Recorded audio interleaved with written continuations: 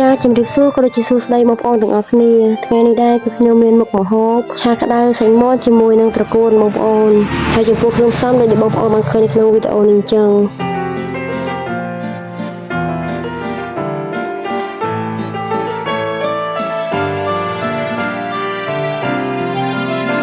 អញ្ចឹងជំហានដំបូងនេះគឺយើងត្រូវការប្រេងឆាប៉ុន្តែដោយសារតែ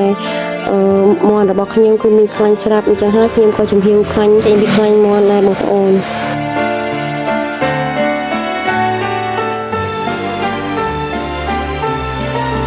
យើងចាប់ពីយើងធ្វើការលីងខ្ទិះរបស់យើងរៀងក្រហមហើយយើងចាប់ដាក់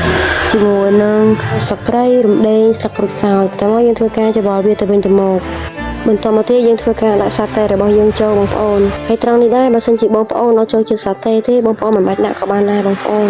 ចឹងឥឡូវបន្ទាប់ពីយើងធ្វើការដាក់សាតេហើយយើងធ្វើការច្របល់វាទៅវិញទៅមកឲ្យវាសព្វចូលគ្នាបានល្អបន្តមកទៀតយើងធ្វើការដាក់សាច់មាន់ដែលយើងបានកាប់រួចរាល់នេះចូលបងប្អូនហើយយើងបន្តច្របល់សាច់មាន់ជាមួយនឹងគ្រឿងរបស់យើងនេះឲ្យវាចូលជាតិគ្នា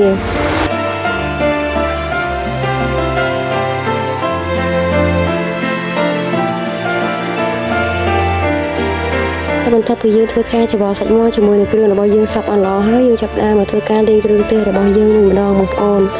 ដោយគ្រឿងទេសរបស់យើងនេះគឺមានដូចជាស្ករសប៊ីចេងអំបិលម្សៅស៊ុបប្រេងខ្យងទឹកត្រីផងដែរបងប្អូនប៉ុន្តែត្រង់កន្លែងដាក់ប្រេងខ្យងនិងទឹកត្រីនេះខ្ញុំបានថតសូមអធិស្ឋានផងបងប្អូន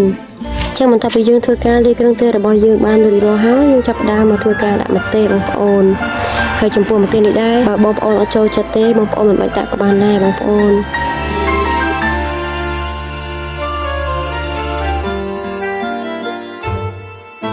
ចឹងឥឡូវយើងឃើញថាសាច់របស់យើងរាងផុយល្មមហើយយើងចាប់ផ្ដើមធ្វើការដាក់ត្រកួនរបស់យើងចូលបងប្អូនហើយនៅពេលដែលបងប្អូនដាក់ត្រកួនហើយបងប្អូនកុំទុកវាយូរពេកបងប្អូន